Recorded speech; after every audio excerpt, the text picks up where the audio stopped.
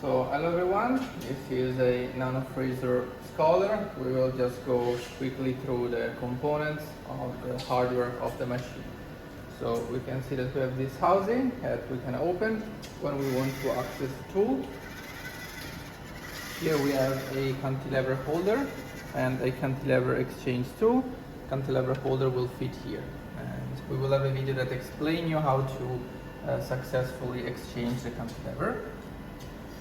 Here we have a piezo scanner in X and Y that moves our sample while we pattern, and a piezo scanner in Z that moves the cantilever and the cantilever holder. And this is what we call the fine stage or fine motion. So this rails moves on X and Y and Z, our stage, so that we can have a coarse positioning system. You can also see this granite block that allows us to prevent some vibration, and also this anti-vibration system, which is actually the main source of vibration reduction. So make sure that this is turned on when you use the NanoFreezer. You can also check if it's working and if it's measuring correctly the vibration. So if you tap on the table, you should see some responses from the table stable tool. One important thing to mention in the NanoFreezer Scholar, so of course we have this optical camera, and you see the light of the microscope, but we do not have a digital focus. So we have to manually change the focus from behind the tool, so make sure to adjust the focus from here when you insert samples and you want to focus on the surface of the NanoFreezer. One last thing to mention, you can see this small pin here. You can use to create electrical connection between this platform and your samples in case you have conductive surfaces on top of your sample. Sometimes it can be useful.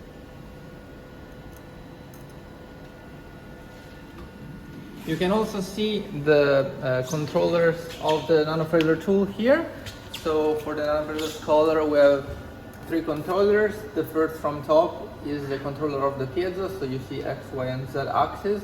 Then we have the main NanoFreezer controller with the SD card and X, Y and Z axis. And finally the NanoFreezer positioning controller. So usually the turn off procedure for these controllers is from bottom to top, and when you have to turn them on for a hard reboot, you turn them on from top to bottom.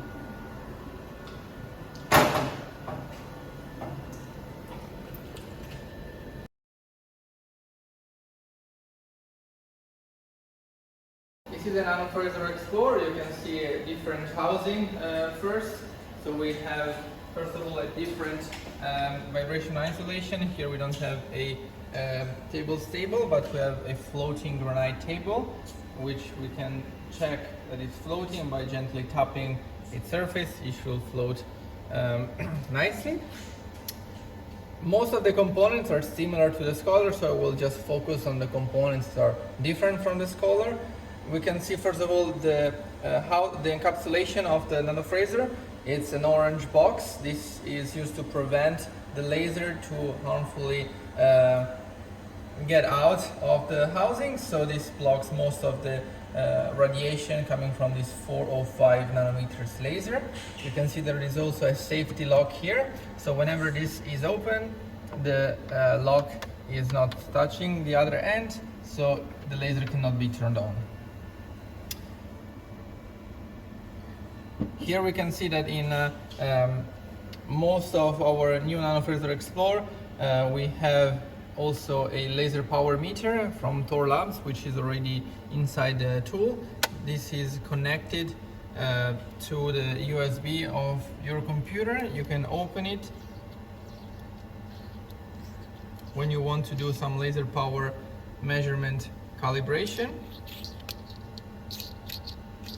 and close it after you're done. We will also have a video that explains you how to do the laser power calibration. Lastly, of course, the laser, you can see this is much bulkier than the than the Scholar. So we have this big laser system on top of our NanoFreezer. So we can now move to the controllers. So let's move to the left to see the controller.